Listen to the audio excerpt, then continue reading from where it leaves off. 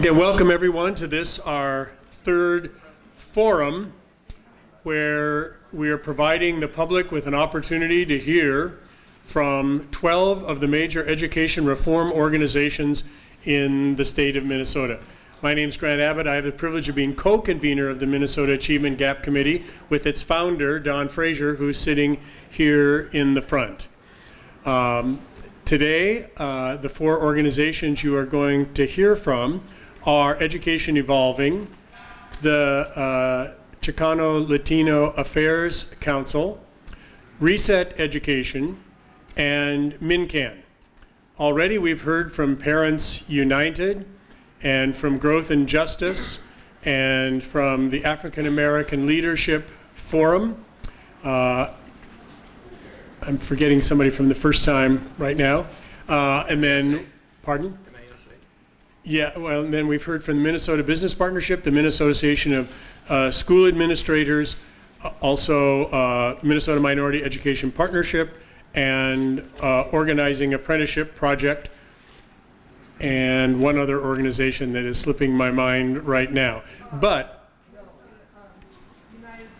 oh, Center for School Change, right, Joe Nathan's organization. And again, if you haven't heard already, if you've missed any of those, thanks to the work of our media specialist, John Riskin, all of these are being videotaped, and they're on our website, mnachievementgap.org, and you can go and listen, and you can share that information with people who've been unable to make it. And then we've had wonderful summaries of the two forums so far, and we'll have another after this forum, thanks to Scott Russell, who's sitting in front. And then today is the last of the presentations, but next Tuesday there will be three of us: Catherine Page, a retired school principal, and John Miller Hagen, who is the president of the Minnesota Elementary School Principals Association, and myself will be doing a summary. But what we're trying to do is to see if there are potential areas of agreement in which these 12 very excellent organizations can work on together to move things forward for all our children in the state of Minnesota. So even next Tuesday's forum is not the end of things. We will be trying to gather the organizations after that forum to see if we can come to consensus around those things. And then we're hoping in March to bring Denise Specht, Lynn Nordgren, and Mary Catherine Ricker to come and present their response to this, and also the possibility of places where the unions might be able to work together with the education reform organizations. Wouldn't that be a new day in the state of Minnesota? So we hope that that will happen. So without any further comments, I would like to introduce Ted Coterie from Education Evolving.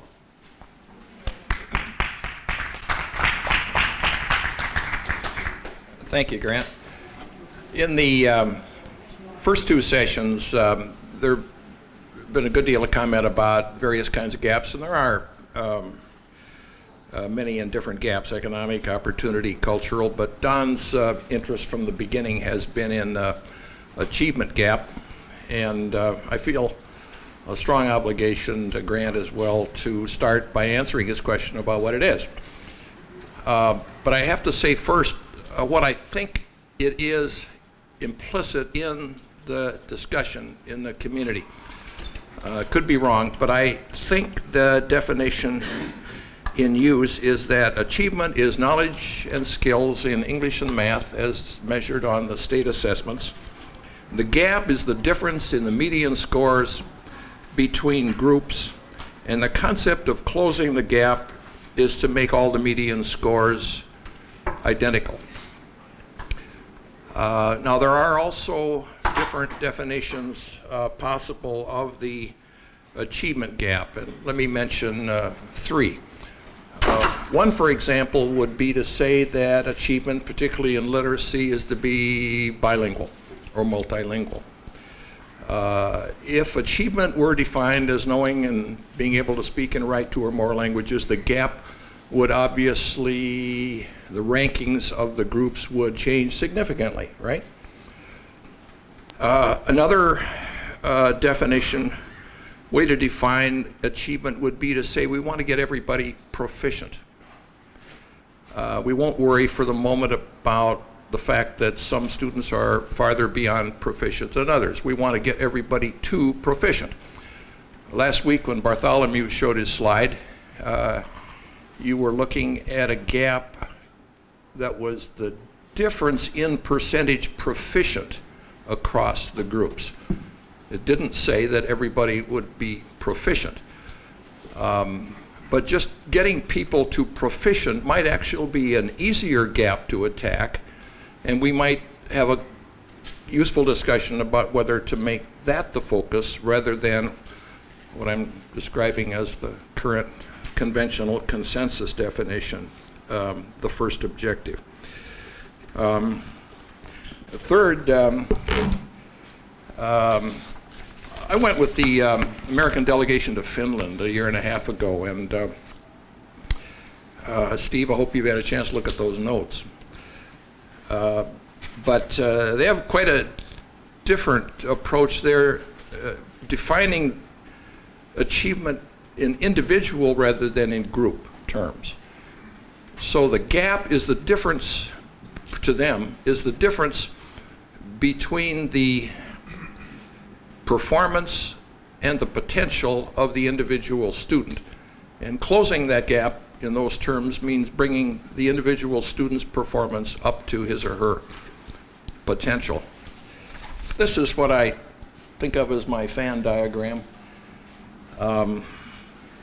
And I've done it in 3 parts. Who's achievement, what's achievement, and how is achievement achieved? And the first thing to look at maybe is these 2 rings, which are essentially a difference between elementary school and secondary school. Most all the discussion about the achievement gap occurs in the lower hemisphere. It's about primary and elementary school. And we're concerned about the achievement of students in those years.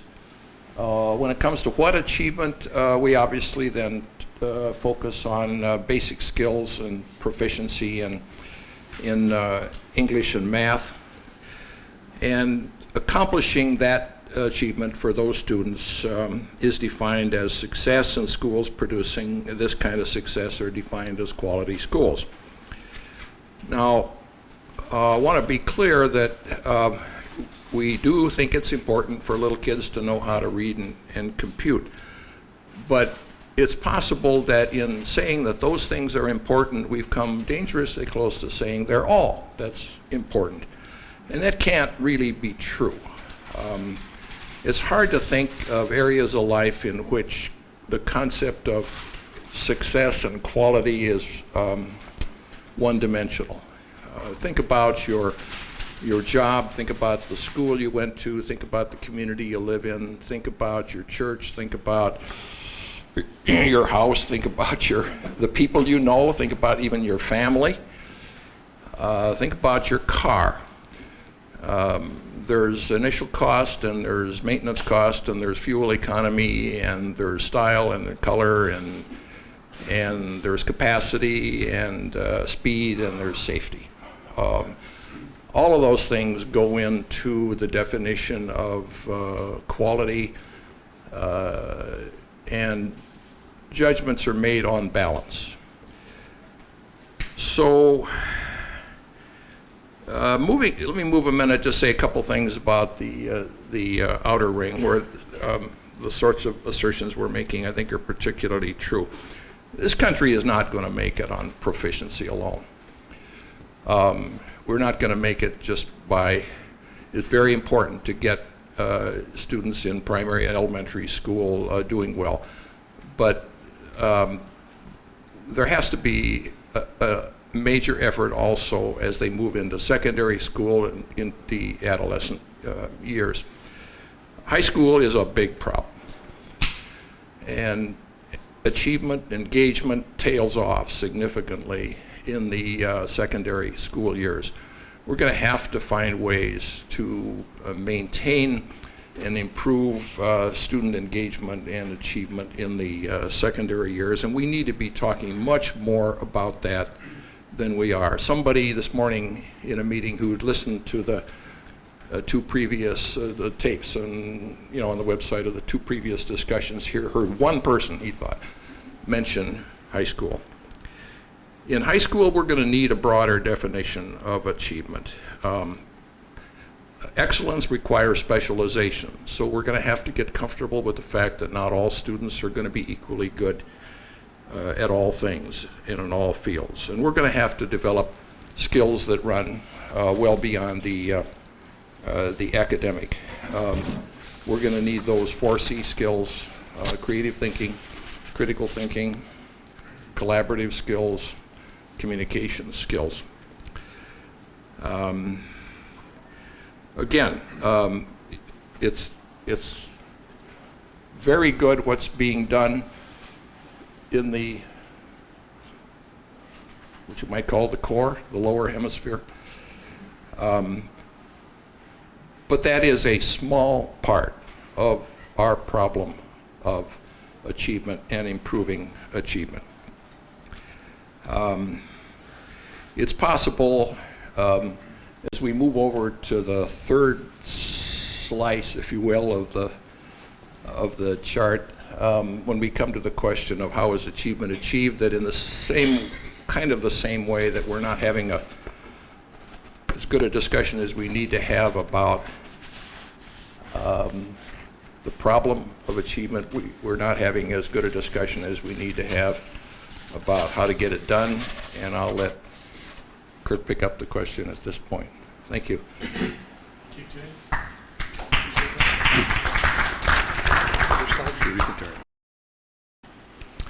Good afternoon. I'm Kurt Johnson with Education Evolving, and it falls to me to try to answer the question of how. And it is an interesting discipline, Grant, to figure you've got 6 or 7 minutes to explain or assert how you might close gaps, how you might enable every student to reach his or her potential. So, as an economist friend of ours once said, lacking time to present real evidence, I'm going to engage in proof by assertion. 3 assertions to make. First of all, any successful effort to close or narrow gaps has to begin with a focus on student motivation. We have a friend, the late Jack Freimeyer, who once said it more plainly than anybody else, that if the students want to learn, you probably can't stop them, and if they don't want to, you can't make them. Students don't learn from standards, they don't learn from structure, they don't learn from the type of ownership of the school. They are motivated by particular kinds of school environments, and it is up to the education community to provide the kind of environment that elicits that motivation. Assertion number 2, the gap that we've all been discussing, that we go to so many conferences to lament, is permanent until and or unless we are willing to personalize the learning experience for every student. We go to conferences and we talk about individualization, we talk about personalization, but we go back to a practice that assumes that all kids can learn the same things in the same way, on the same day, in the same place, and at the same pace. That has never been true, and it never will be true, but we still engage in this whole group instruction as though that were the case. Now, is it possible to personalize? Absolutely. Tell you a fast story. If you want the longer story, go to our website, Education Evolving, and look for the video on Ananth Pai. But here's a guy who made a mid-career change and went into teaching, tried to do it the way he was taught, discovered that 8-year-olds acted out, they were disinterested, they wouldn't do what he asked them to do. So as a guy with a business background, he said, I'm going to change the way I do things. And over the course of the first year, he managed to migrate into using video games as his only methodology for learning. School district didn't like it, his principal didn't like it. He only survives because He has the scores from NWEA. He knows exactly the range of proficiency he starts with every fall. He closes those gaps by May. That's why he survives. He personalized the learning experience for every kid in one third grade class in one district. The third assertion is there is a winning strategy, and it's not one we've been thinking about or talking about, and that's to finally, after having tried everything else, learn to trust the teachers. When you think about it, the teachers are the only ones who really know the students as individuals. And some people complain we've got too many average teachers. Well, average people can do extraordinary things. The truth is we don't know how many teachers, if we gave them more responsibility and more authority over what matters in school, how many of them would stand up and be accountable? We don't know. The deal we've offered for a very long time is we don't give you any real authority over what matters in school, but we also don't hold you fundamentally accountable. These days, in the politics that have been going on of indicting teachers and blaming teachers, we're offering them a new deal that they should not take. We're saying we're going to hold you accountable, but we're still not going to give you authority over your work. We're about to next month, and I can't say any more about it at this point, but we'll release a national survey that for the first time is going to show what proportion of teachers are actually interested in having that kind of authority, and what proportion of the public think it's a really good idea. We'll be releasing that sometime in March. But let me say this, that the politics of this can't be ignored for much longer. Someday, somewhere, some governor or some legislature is going to say, we're going to offer you a new deal. We'll give you all the authority you've ever longed for. We'll give you all the authority that your unions have collectively bargained for but couldn't get. We'll give you all the authority that you went to a legislature and petitioned for but couldn't come home with, if you will be fully accountable for the results. What research that does exist about teachers who do run the schools or run departments in schools around the country is that when they have the real authority over what matters in school, they figure out right away that they've got to personalize it, otherwise they're going to be stuck with gaps. They also figure out how to use money frugally. They figure out how to get everybody to that level of proficiency because they feel accountable. Today, they don't feel accountable, and you shouldn't blame them. So this is where good policy and good politics have a potential intersection. Someday, some governor, some legislature is going to say this and find out how many teachers will raise their hand and say, I'll take the new deal. You give me the authority, I'll give you the accountability.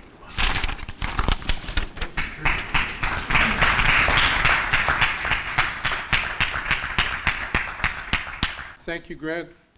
Thank you, Mayor Fraser. And it's a pleasure to be here. I'll go with Ted's definition of what the achievement gap is in answer to your first question, Grant. I'd just like to add that I believe it is both the painful consequence of historical marginalization and an extremely competitive system. But it is also one of the biggest economic and social opportunities that Minnesota is facing. It is the convergence of the forces of globalization, immigration, and demographic transformation within our state. In answering your second question, Grant, what I believe needs to be done about the achievement gap, I was reminded of Einstein's statement that we cannot solve a problem with the same way of thinking that created it. So what I believe is essential is that we need to have a paradigm shift. We need to perceive Latinos, other minorities, and Native Americans as potential contributors to the state of Minnesota, rather than exceptional problems to be solved. globalization, I believe, has provided with the logic premise to bring about that paradigm shift, because I'm sure you will all agree that changing the way we look at things is not an easy matter. And it helps if there's some logic behind the effort to change. So I don't think it's going to come out by compassion. I don't think it's going to come out by generosity. Minnesota has tried that already. I think the increased value in a global economy that is assigned to diverse cultural perspectives for innovation and marketing, languages for improved international communication, and the enhanced capacity to enact the interdependent mindset of globalization. But jumping from pursuit of supremacy to interdependence is not easy. So I believe, as we can observe in those programs which have succeeded both in the state of Minnesota, in isolated schools and towns, and in other states and in other countries such as Finland, for example, which pursues equity and achieved excellence in the process, not because they were pursuing it, but it was an outcome of the pursuit of equity. How might that be implemented, that new paradigm? I believe it will be done, again, on the basis of what has been demonstrated to work through a systemic and full community-backed program where the leadership in all sectors of the community get behind the program and develop a consensus that they need to pursue it on a long-term basis. Again, Finland demonstrated that that is the way to do it. And the pursuit of educational opportunity and equity will be derived from the right kind of mindset. CLAC has been structuring such a program in Rochester, where we have the backing of the mayor, the legislators, the community, higher education, preschool and early education service providers, including United Way, MINSCU, and Globe University.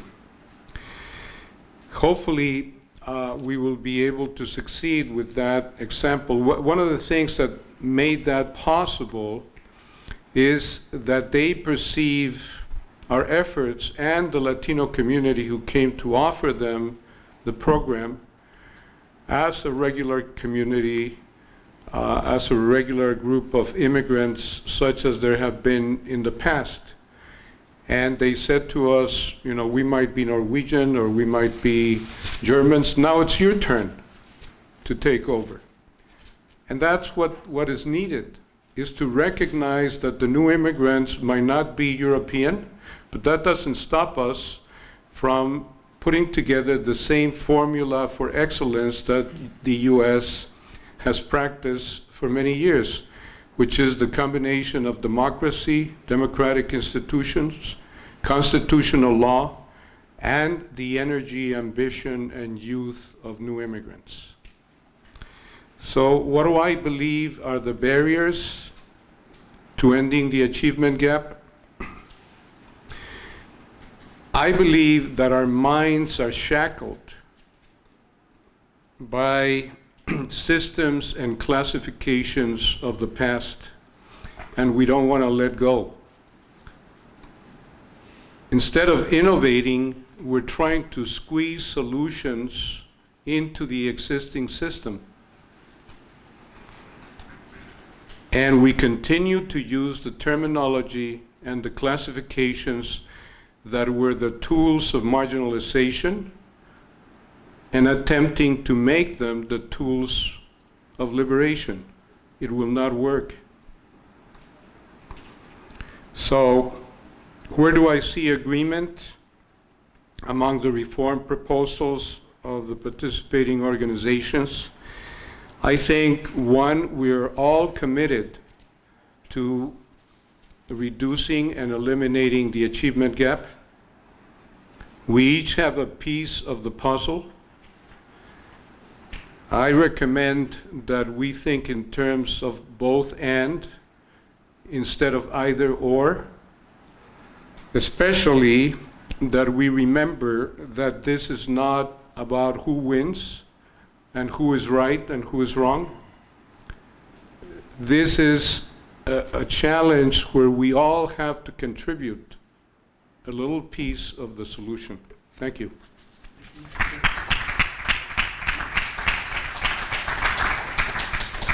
Good afternoon. I'm Max. I see some familiar faces in the room, but I'm relatively new at the foundation, so I wanted to introduce myself. I came on over the summer to help craft our education strategy and to manage our portfolio. And as it was said in the introduction, I'm going to give a high-level recap of our RESET campaign that ran from March 2013 to June 2013 formally, but is still very much alive and present at reseteducation.org with all of our resources still available that I'm going to talk about. And I'm also going to try to place this in the context of our larger education strategy and the way that the Minneapolis Foundation approaches closing the opportunity gap and how we think about that strategy and our partners in the community. So as you can see, the purpose that we really have is to just expand the culture of generosity throughout our city and to improve the quality of life for all. And when we think about that, to hold ourselves accountable and to allow the community to hold ourselves accountable, we really started backing up a few years ago and trying to collect that baseline data so that when we say improving the quality of life for all, we're able to measurably improve that quality of life, which has major implications for, again, the way that we approach closing those gaps in academic performance in our community. And so what that led us to do was to compile a report that I hope many of you are already familiar with, but there's a dashboard over here for your reference and to take with you, is the One Minneapolis report of community indicators. And these are indicators across all the areas that we fund in that help us measure the vitality and the health of our community. And obviously today we're talking about education, and I'm not going to review all of the data around those gaps because I believe the people in this room already have an interest in that and already bought into the understanding that this is real and this is very important. But what I do want to point out is the way that we capture it is kind of unique in that we have these yellow or red, yellow, green type of risk assessment on there, and then we also measure the change in the gap over time whenever we update it. And that's a strategy for us to, again, be holding ourselves and our community accountable for closing these gaps over time rather than just reporting the new numbers every single year. And so as we dug into this baseline data and we are constantly changing our strategy and updating our strategy and keeping it relevant to make sure we are able to address those gaps with the best information that we can in terms of finding the things that we can fund, the people that we can convene, and to use all of our impact strategies.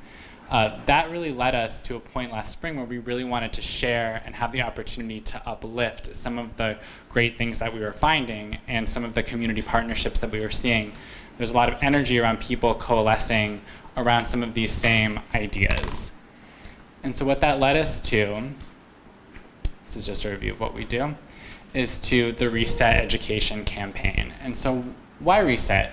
It was, like I said, an opportunity for us to kind of seize the moment as we saw new energy coming around this topic and some of the strategies that were working, and we wanted to take this opportunity to use our platform as a community foundation to really uplift 5 of those strategies that we know, when used in combination across our country in all kinds of different communities, are closing gaps for low-income students of color.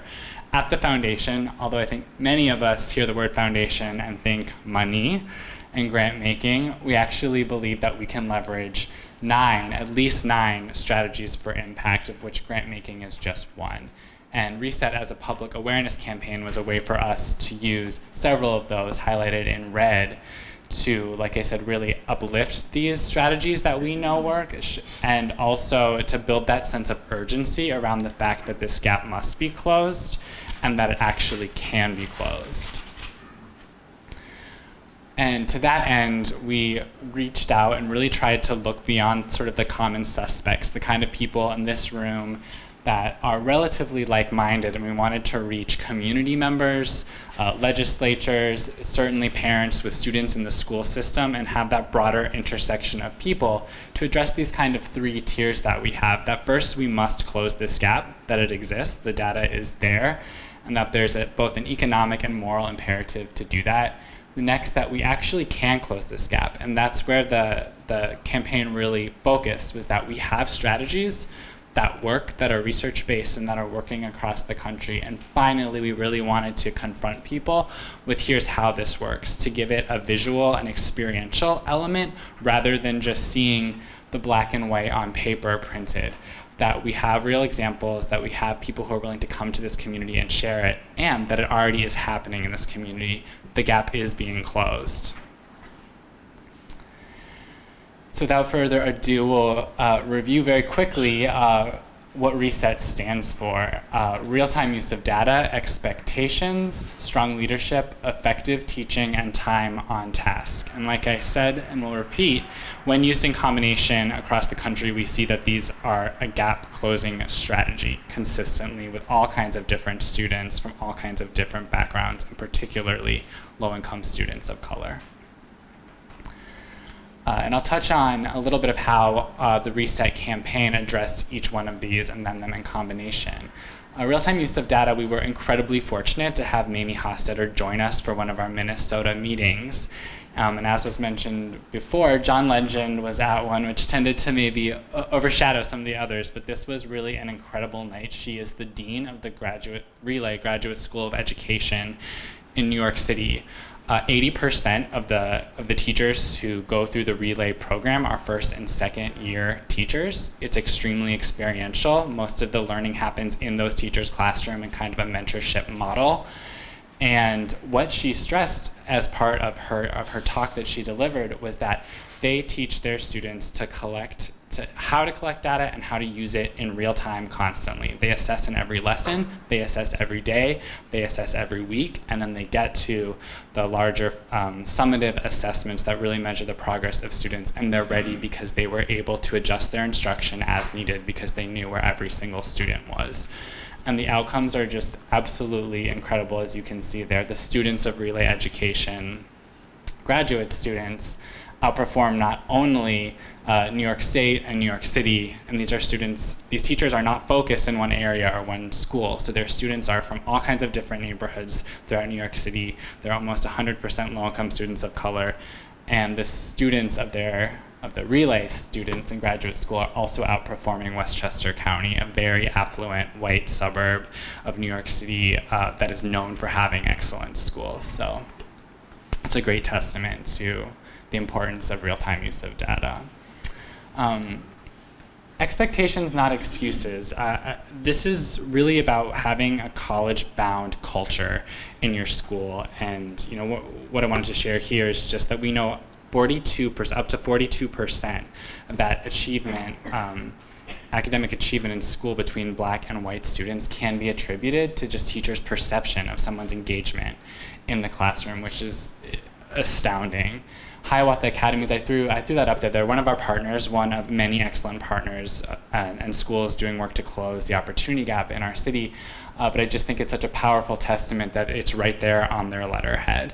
And what this is about is really not just having the expectation on paper, but holding the staff and the students accountable to this by building great relationships, by learning about what students' aspirations are and where they actually can go.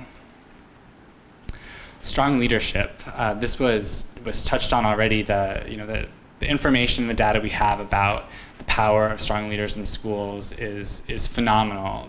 That's just one piece of information, and we know from across the country that at schools and in school networks, where the opportunity gap is being closed for low-income students of color, what we see is flexibility at the school site level, which means flexibility over part of how their budget is being spent and around staffing, as well as that higher accountability to move students forward. Effective teaching. This is probably, as a former teacher, the one that I'm most passionate about, and I think that, this data just absolutely speaks for itself, that the difference between having a continuum of great teachers from grade level to make sure that academic gains are not lost in the subsequent grades is incredibly important. And along with this, there's a really compelling story to tell about sort of the larger piece of teaching in our country. We have about 50% of the teachers in the United States currently have less than 2 years of experience in the classroom. We have about 300,000 new teachers that enter classrooms every single year, and within 5 years, about 50% of those teachers will no longer be teaching. And so we know that there's a larger systemic problem happening here, and that all too often this high turnover could be, there's a number, and I suspect many contributing factors to that, but all too often what happens is that disproportionately impacts our low-income students of color. Time on task is our last one. Some of you might recognize this graphic from Robbins, Kaplan, Miller, and Cerisi did another public awareness campaign a few years ago. And what we know is that, again, at these opportunity gap closing schools and education networks, students spend more time at school daily and they have a longer school year. And really, I want to highlight the fact that it's not just time at school, it's time on task. And that goes back to using data effectively, having strong teachers, and having strong leaders in the school who also act as instructional coaches. When we look internationally as well, the US spends less time in school than Poland, France, South Korea, Japan, which all hover closer to 220, 222, I believe, in South Korea, around those numbers. So we really need to be able to step back and think about whether we're actually giving our students time in the classroom with effective instruction to actually succeed. We, like I said, we're incredibly fortunate to have excellent partners who helped us craft these messages and who we know are implementing this kind of work in our community. Here are some of them, and we know, like I said, that this isn't just ink on paper, but that this is happening in our communities currently. And one of the major stories that we wanted to tell, again, with this narrative that we crafted around Reset, is that poverty doesn't preclude learning, that we know that. We can see this graphic is incredibly telling about some of the great schools in our communities that are serving students of color, high poverty schools, and are outperforming even our district schools and achieving incredible gains. But we also don't want to get hung up in the charter district debate. At the Minneapolis Foundation, we are 100% agnostic about where excellent seats come from. We want high quality seats that are accessible to every low-income student of color and every student in Minneapolis. And Kenny School in the Minneapolis Public School District is an incredibly inspiring story. They voluntarily took on the pilot of the new teacher evaluation system. Their principal committed to being more of an instructional coach in the school, and they also, as they were asked to take more assessments, decided to dig into the data as a school. The teachers worked together, and these results, like I said, speak for themselves. A 20% gain in 1 year for their Black students, as well as a slight change in the gap, but also white students improved. And this is really a testament to Reset at work and the fact that these strategies, when used in combination, will work wherever they are. And I'm not going to spend too much time. This is there's a pamphlet over here, a large yellow Reset campaign outcomes pamphlet that lists some of these amazing results. And we know that the impact is hard to measure with public awareness campaigns, but we do know that the voters in Minneapolis selected and indicated that education was their #1 concern going into the elections last year, and we like to think that we were able to uplift this and bring it to people's attention and contribute to that. And lastly, I do want to zoom out from Reset specifically and point out Reset came about from the work that we do to refine our strategy constantly and the research we do at the Minneapolis Foundation, and it was part of how we share that. But what it actually means for what we do the work more fundamentally is that we've really identified that where these strategies work are in schools, and where they work in combination to move students year after year to close a gap is in a school, and we find that to be the most effective unit of change. And so but we also recognize that in terms of replicating and expanding and giving greater opportunities for new schools to start and to continue working well and serving more students, we also need to attack the problem systemically, which is where we see here that we come at it from two angles in terms of supporting gap-closing schools and building a strong pipeline of resources, which would include things like teaching talent and leadership. We also need to simultaneously be working to energize stakeholders, to uplift those strategies and the public knowledge, to build the pressure and have support for those policy changes that need to happen as well. They're, of course, great contributors of financial capital to the campaign that we are incredibly thankful for. And I just want to reiterate as well that although Reset is not formally running as a campaign anymore, the videos and all of the resources are still available on our website, reseteducation.org. They're also available in multiple languages. And we hope that you will share this information as you will and join us in resetting education.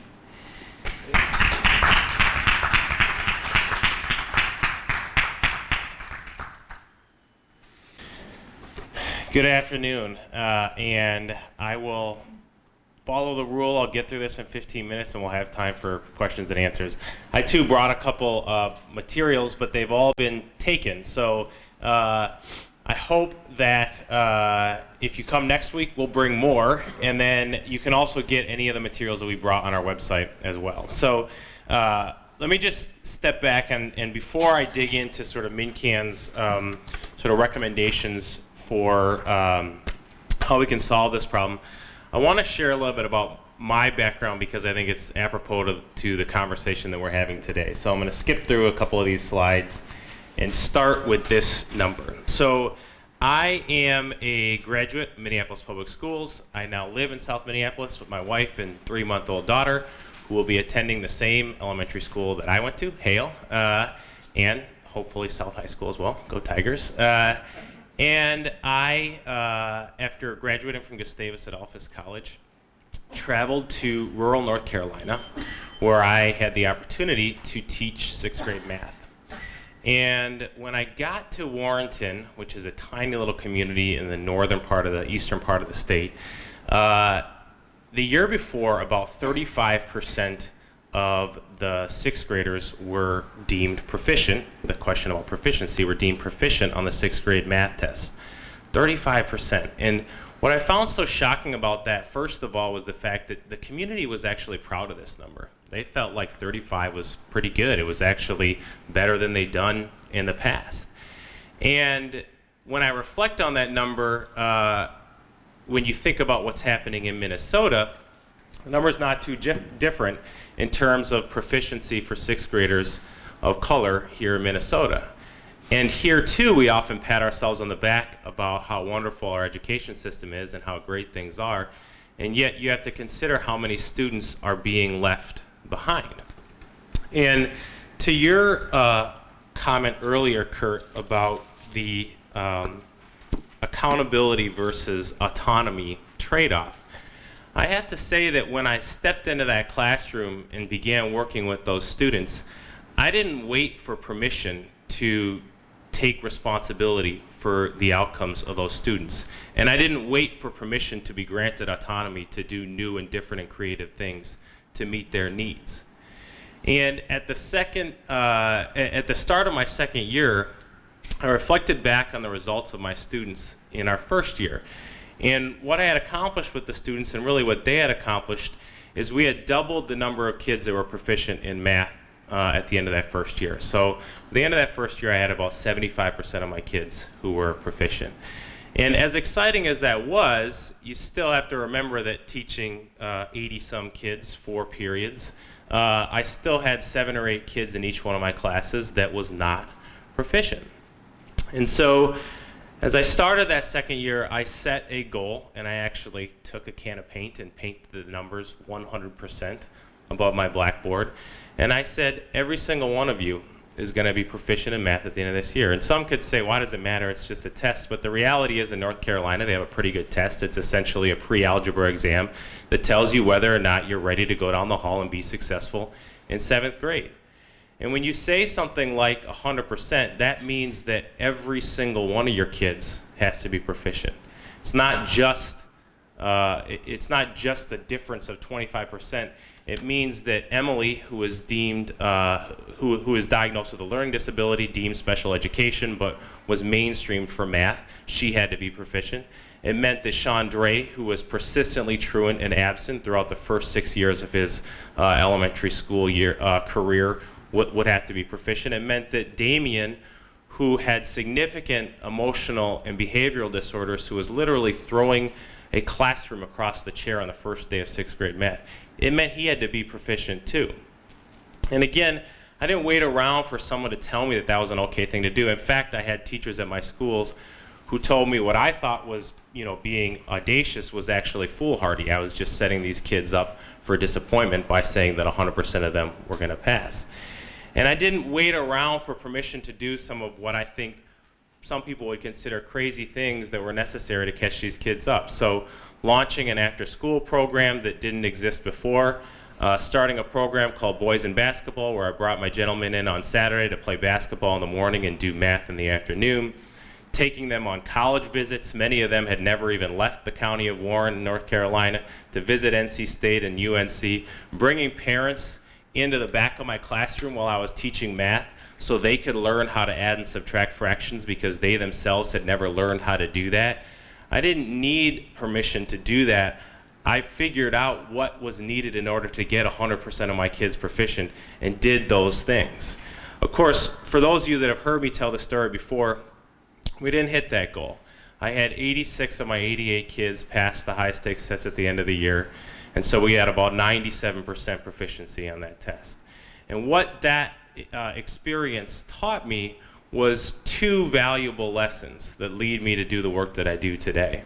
The first is that there's nothing inherent about these kids that prevents them from being successful. These are the same kids in the same community with the same challenging, in many cases, home lives, with the same parents and family members, and yet dramatically different results at the end of the year in terms of who was prepared to go down the hall and be successful in 7th grade math and who wasn't.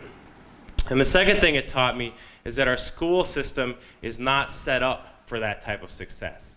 The reality is it shouldn't take near superhuman effort on behalf of teachers and students to catch up. These kids were so far behind that it required me, yes, to be the first one to school literally every day. I often got to school at 5:15, 5:30 to start preparing, and I was often the last one to leave. I had a great relationship with the janitor who showed me how to lock up and turn on the alarm system at the end of the day.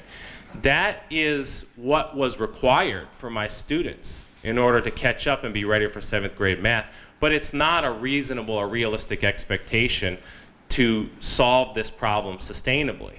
So what I figured out is that the system is designed to do something different. It's actually really good at what it's designed to do, which is to siphon kids off, some who are going to excel and go on to 4-year college university, some that are going to go to a 2-year technical program, and some that are going to fall through the cracks. It's been doing that for 70, 80 years, and that's what it's designed to do. And it requires near superhuman efforts to get kids to overcome those obstacles and barriers. And that's, that I think in itself is an issue that's worth confronting. And yet when I left North Carolina and moved back to Minnesota, this is what I was faced with. And some of the smaller graphics on here are a little bit hard to read, but what you're looking at here is the dark blue graph is the national average graduation rates nationally. And the light blue bar graph is where Minnesota is for our graduation rates. And to your question, Grant, about how we think about the achievement gap, I prefer to think about it differently than simply the gap between how our kids of color are doing and how our white kids are doing. But actually to start thinking about it, how are kids of color in Minnesota doing versus kids of color across the country? And when you look at this gap, for the first time ever this past year, Minnesota's graduation rate is now below the national average. I just want to let that sit in for a second. Our overall graduation rate, all kids included, is below the national average. So as you hear folks talk about how great of a state we are in terms of education, we're actually now falling behind. But of course, it's not because our white kids aren't doing well. Our white kids are doing just fine. They're actually above the national average. That first light blue bar, they outpace their peers nationally. But for every other subgroup in terms of different subgroups of color, we're not just trailing the country in terms of our grad rates. We're embarrassing ourselves. Look, for American Indian, African American, and Latino students, we have the lowest or second lowest graduation rates in the country. For our Asian students, they're actually around the country top performing subgroup of all, and we're now below the national average. That's one way to look at it. The other way to think about this, and these are statistics that when I share them with people, people simply don't believe me. But when the NAEP scores recently came out, and this gets to the question about proficiency as well, the National Assessment of Education Progress allows us to compare what's going on in Minnesota with states around the country. Again, I don't prefer to look at it as how our kids of color are doing versus our white kids here. How are our kids of color here doing against kids of color around the country? If you are an African American fourth grader, you have a better chance of reading on grade level if you live in Texas or Florida than if you live in Minnesota. If you are a Latino fourth grader, you have a better chance of reading on grade level if you live in Georgia or Arkansas than if you live in Minnesota. This is the same kids sitting down for the same test with the same, whatever you think about the test, whether there's biases or anything else built into it, we're falling behind. And when you look at 8th grade reading and math, Mississippi, Louisiana, and North Carolina outperform us in both categories for almost all of our subgroups for kids of color. So it's not just that our white kids here are doing great and we should be proud of that and that's why the gap exists. The reality is, if you're a family with a student of color, there are many, many places in this country where you'd be better off than here. In fact, for Asian American students, there are only 4 states in the nation that do worse than we do at educating Asian kids. You'd be better off almost anywhere but here. And so when we approach the question of how to close this gap, we're looking for places that aren't just closing that gap between kids of color and white kids here, but that are actually producing opportunities, assuming accountability and autonomy to change the game for kids so that they can start to be on par with their peers around the country and, of course, globally as well. Let me just take 2 minutes to talk about some of the stuff we've done, and I'll take 2 minutes to just introduce you to our ideas about how to start attacking those gaps. So MnCAN invests heavily in research to back up our policy recommendations. I'm incredibly proud of a report that we just released on Native American student achievement, which has been fully vetted and championed by Native leaders across the state as a new equity-based approach to ensuring that all Native students have the opportunities that they need to be successful. We've actually done polling of teachers in Minnesota, over 400 K-12 teachers. The results are up on our website, asking them questions about what they think is needed to shift education and opportunity for kids. And then every year we produce a State of Public Education report and policy papers which help to outline the changes that we think are necessary to improve academic outcomes for kids across the state. And we also have an interactive tool for our State of Public Education on our website. And so our pillars then come out of the research that we've done by asking teachers, by visiting hundreds of schools that are beating the odds, by looking at the schools that are actually producing positive results for their kids, and by talking with educators themselves to determine what are the strategies and what are the policies needed to provide a framework for success for all kids. And of course, then looking at my own experience and the experience of other colleagues who have produced positive results for kids, we come up with 5 pillars, which I hope can start to produce some consensus in shifting how we think about attacking this gap. The first is start early with high quality pre-K. I think the key words there are high quality. It's not enough to just provide universal pre-K. We need to ensure that when students are in opportunities to learn early, that they're being put on a path so that they can be successful. I also think it's critical that we remain agnostic towards the type of program. There are lots of really great school-based programs, center-based programs, and private programs, and particularly with our youngest learners, we need to make sure parents have opportunities to send their kids to programs that are culturally competent and are understanding the needs of those kids and where they come from. And oftentimes those are a private pre-K program that the parent knows and is familiar with, but is demonstrating the quality in terms of the pre-K education kids are getting. Second, expand public school options. This does not mean grow charter schools, although that could be one component. It means empowering families with the opportunities to find a school that meets their students' needs to ensure that their students can be successful. It means strengthening collaboration between districts and charters, creating achievement zones where schools are given the flexibility, autonomy, and accountability to be successful, and then holding low-performing charter schools accountable, because that was part of the deal. They were given flexibilities in exchange for being held accountable, and we haven't done that.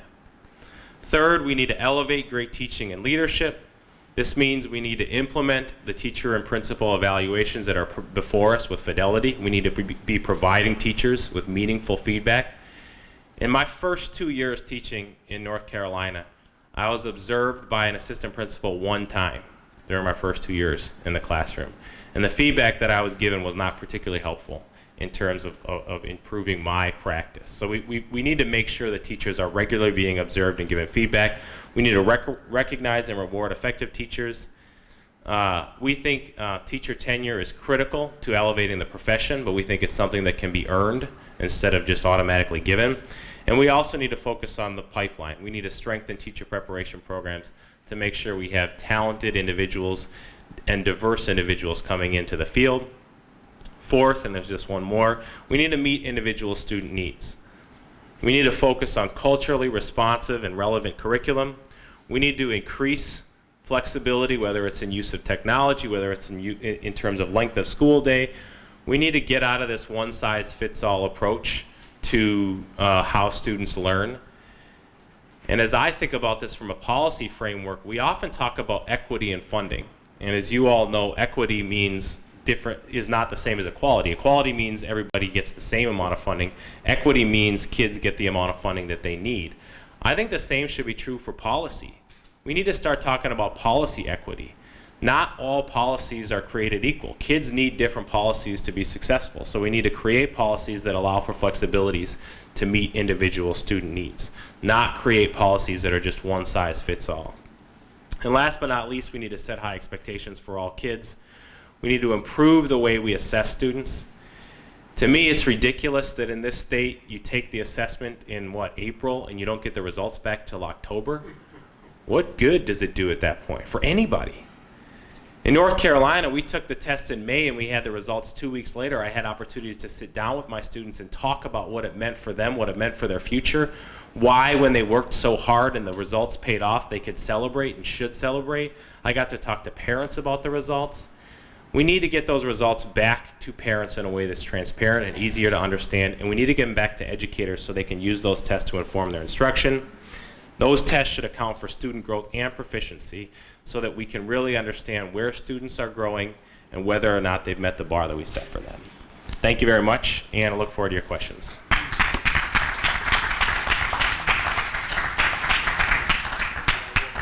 One of the things that came up today from several of you is this whole question about equity. We do know from the Organization for Economic Opportunity and as a community development, OECD countries, those countries that have focused on equity have produced the greatest excellence. And for them, equity means putting the resources where the needs are greatest, and that means the best teachers, the best school leaders, the most resources, in order to create the opportunities for all students. And I'm asking all of you, do you think in this state we can get a consensus in the community that people would be willing to see that happen, so that in some cases a school that is perhaps wealthy and homogeneous might have to have a larger class size than a community that is filled with poor students, very challenging circumstances, and maybe that class size would be smaller? I do believe that Bernadette Johnson is proposing in some schools putting multiple teachers in the classrooms. Do you think we can get the consensus to do equity in Minnesota?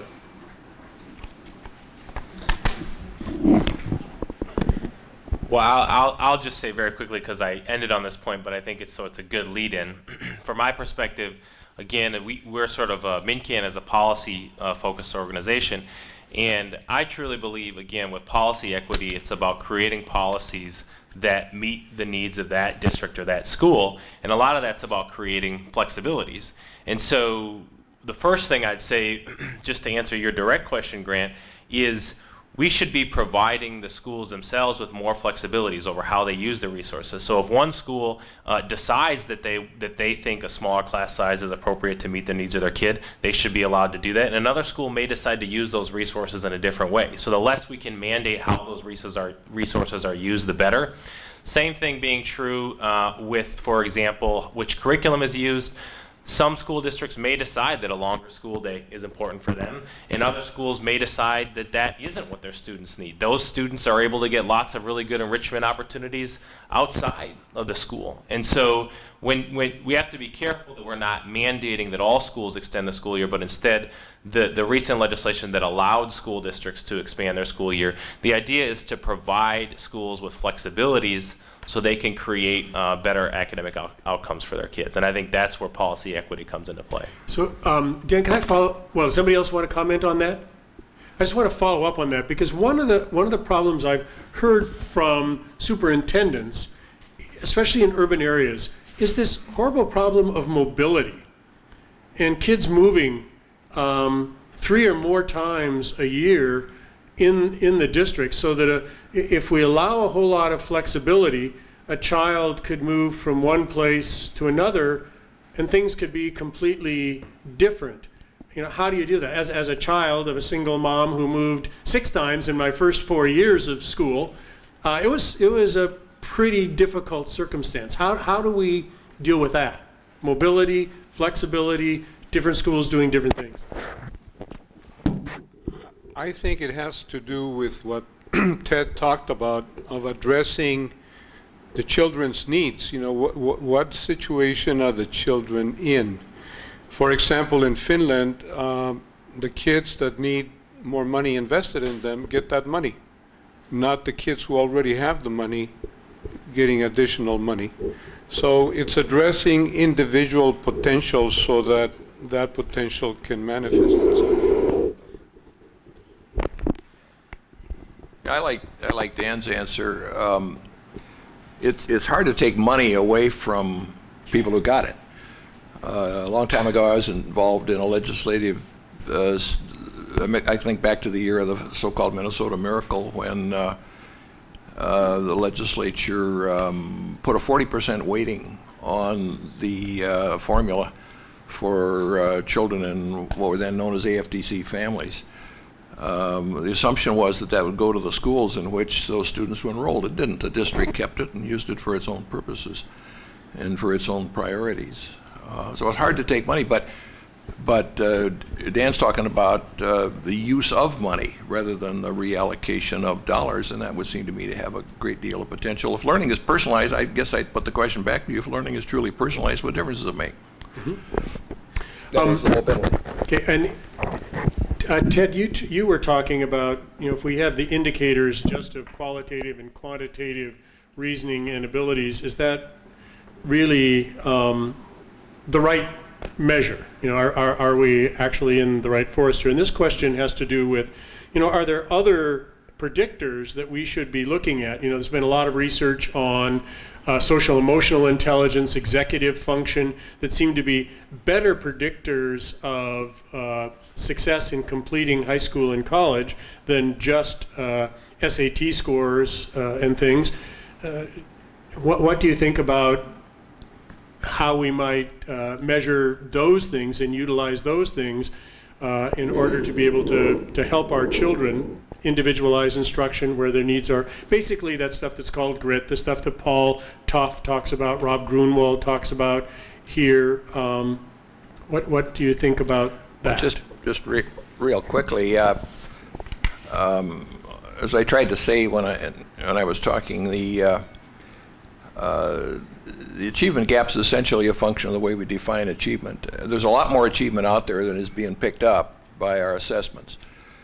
And some of the achievement is related to aptitudes. I'm very struck by the fact that I almost never hear a discussion about aptitudes in connection with the discussion about school and achievement. And yet the aptitudes are real. I happened years ago to get on an advisory committee to the Ball Foundation, which is an operating foundation down around Chicago, which built a lot of work off the research of people in psychology at the University of Minnesota about aptitudes.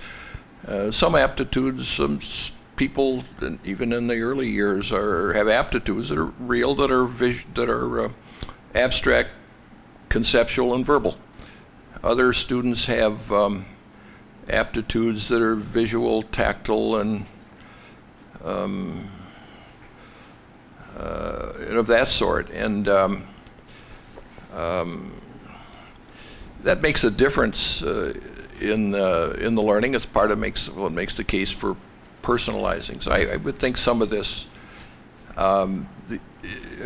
just very struck again. Kurt mentioned our conversations with Jack Freimeyer years ago, who spent his career on the curriculum and instruction side of public education. And you know, students differ, and the job of the teacher is to adapt the learning program to the aptitudes, interests, needs, and attainment levels of the individual student. It seems to me that's a core idea as you think about how to both raise achievement and close the gaps.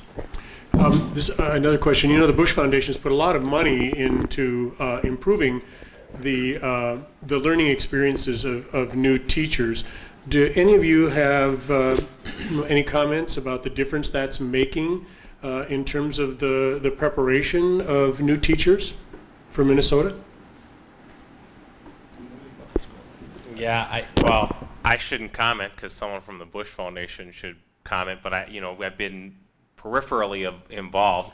My understanding is that they're actually going to attempt to delineate the effectiveness of the teachers that have come through their various programs. So I'm eager to at least see how that's going. I do think there's a lot that we could do in this state to improve the way we recruit new teacher candidates, to make sure that we're getting incredibly qualified people in front of our classrooms. MnCAN, for example, is proposing a bill this legislative session that would require that student teachers who go through their clinical experience not be allowed to do their clinical experience with an ineffective teacher, for example, so that their first experience in the classroom isn't receiving feedback or observing an ineffective teacher, which I think is a common sense proposal. So I think there are lots of small ways that we can strengthen the way that we're preparing teachers who are going into the classroom. In light of what you just said about having somebody from the foundation, well, Kurt Johnson's on the board of the foundation, so I'm going to let Kurt maybe make a comment. Well, I'll do so with the usual wariness that no board member speaks for the foundation. But I can tell you that 5 years into a 10-year commitment, we don't really know the answer to that question yet. Research is being done to see, is there any difference? And at the point at which we quit giving schools of education money, we're likely to find out more about their actual will to change.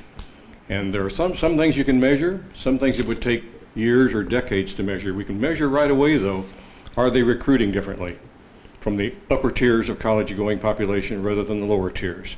Are they changing the curriculum to be better aligned with 21st century realities? Are they actually taking responsibility to place their graduates appropriately, and are they following up with them to see that they have a good career experience? Those things are relatively easy to measure, and each one of those is a fairly dramatic departure from business as usual for schools of education. Longer term, it's not clear whether this was a good investment or whether we made a mistake trying to change an existing institution rather than funding a new one that would disrupt the old. Thank you, Kurt. Here's a question. Dan, you brought up about how you started to engage parents, and I know many education reform groups talk about the importance of engaging with the parents and guardians, the families of the students. Yet, in terms of the sort of the pillars and things that were put forward both by Reset and by you, Dan, didn't really mention parent engagement as one of the top 5 things. Is there a reason for that? Go for it first. Well, I can say that Reset was really focused on school-based strategies, and that certainly isn't to the exclusion of what we know is critical, particularly on that slide at the end that I shared about our overall approach in terms of engaging stakeholders that then is critical for influencing policy. So Reset, like I said, was in school-based strategies, but we certainly see parent engagement as a critical piece, and there are several partners that we have in the community that are working to really organize parents, particularly parents of color, around school quality, how they find that information, and then to be able to advocate effectively at the legislative, whether it be the city or the state level. I can remember some years ago when a lot of discussion was going on about the medical system, going over to the university one day when the mayor of Minneapolis was speaking, and hearing him say to the assembled people from the School of Medicine and University of Minnesota hospitals, and I can quote your words, Don, if you will just listen to what your customers are telling you, you will be amazed how much you can learn. And one of the things that really strikes me about this system, about K-12, is its unwillingness to listen to the students who probably know more as much, let's say, about effective schools and effective teachers as anybody. I go to meeting after meeting after meeting after meeting, and I have to say, including this series, and there are no students in the program. The students are simply excluded, and I don't understand why this system thinks it's going to solve its problems until it begins to listen to its students. Well, I would just quickly say the role of parents is embedded in all 5 of our pillars. So when you look at the first one for high quality pre-K, the system to figure out whether a program is effective is called Parent Aware, which is about making parents aware of high quality programs.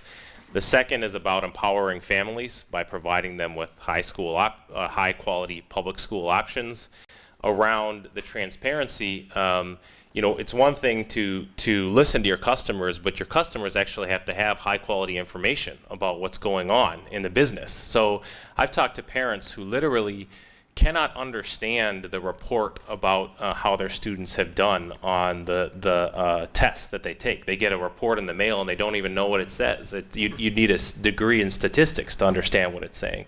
So when we say something like assessment results are more transparent, that means you're empowering parents with the data they need to understand how their kids are doing so they can make critical decisions about how to get engaged and involved in their child's education. I'd like to add that that is particularly true of immigrant families and parents. They do not understand the system to begin with. Forget about it being too sophisticated. They don't understand the system. Some people say, well, my ancestors also faced the same problem. Not true.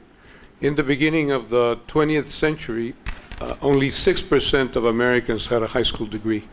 Today, over 90% have a high school degree. The Europeans who came in the beginning of the 20th century were probably more educated than Minnesotans. The immigrants that come today from Latin America probably have a third, fourth grade education. Many, not all of them, but many. So we've got to bridge that chasm of communication and dedicate and invest time. I wasn't talking about taking money away from anybody. I was talking about investment in the future of the state, because those immigrants and the minorities are the future of the state. So are we going to invest in them, or are we going to invest in the ones that are retiring from the workforce? It's after 1:30, so this will be the last question. So if you have other questions you'd like to ask the panel, if you wouldn't mind sticking around just a little bit to have people come forward and just talk with you personally. This is a long question. I want to answer the last part of it first. These 12 organizations were the 12 organizations that we invited to participate in these forums, knowing that we couldn't go on and on and on with this with everybody. And we weren't expecting that everybody would say yes. And everybody did say yes. So we're very, very honored and pleased that that happened. But there are other education reform organizations working in this state that are also doing good work and are working very hard. Just apologize that we can't do everything. It's just not possible for us to do that. So here's the last question. Almost everybody believes that schools need to understand that they have a responsibility, and there are really no excuses. You can't blame failure on everything that's going on around.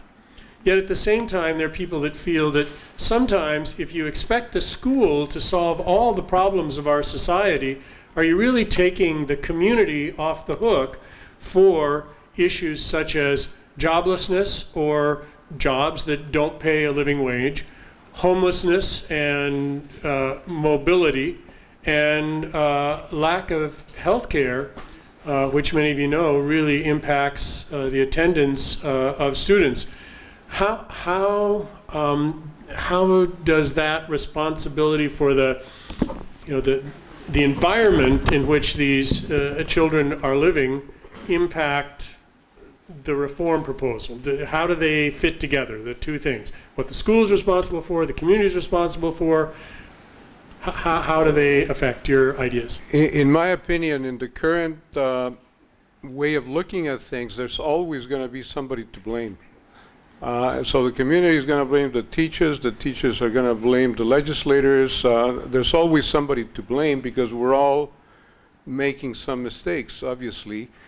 The idea behind having a new paradigm, a new way of looking at things, is looking towards the future. What do we want to build together? Yes, we're all flawed. Yes, we're all making mistakes, the community, the legislators, the teachers. But how are we going to work together cooperatively in a complementary way to reach the goal that we all want, which is a better Minnesota for the future? And then we'll stop blaming ourselves. I'll add to that. I recently read the book The Smartest Kids in the World by Amanda Ripley, and if you haven't read it, I highly recommend it. And the example of Finland has come up already in this conversation, and one of the anecdotes in this book, which is a fairly extensive kind of survey of a lot of research, is that a teacher in Finland, where teachers are highly regarded as one of the most rigorous professions, said that at their school, they do not, and the school has referral services for families who need certain social services, but at the school in staff meetings, that the teachers do not talk about the socioeconomic background of their students, and that is on purpose because they don't want it to change the expectation that they have for any child in their classroom. And I thought that was a really powerful anecdote and statement. As a former teacher, I can tell you at a high poverty school in an inner city, I can tell you that we talked about, unfortunately, students' socioeconomic background a lot. And while I like to think that it didn't influence me, that's a dialogue that's alive and well in this country. And more directly in response to that question, I think that that is a dialogue we've been having for a long, long time about poverty, joblessness, what needs to happen in the community, whose responsibility is whose. And the bottom line is that that dialogue has been happening for a really long time, and what hasn't changed is the outcomes for students of color.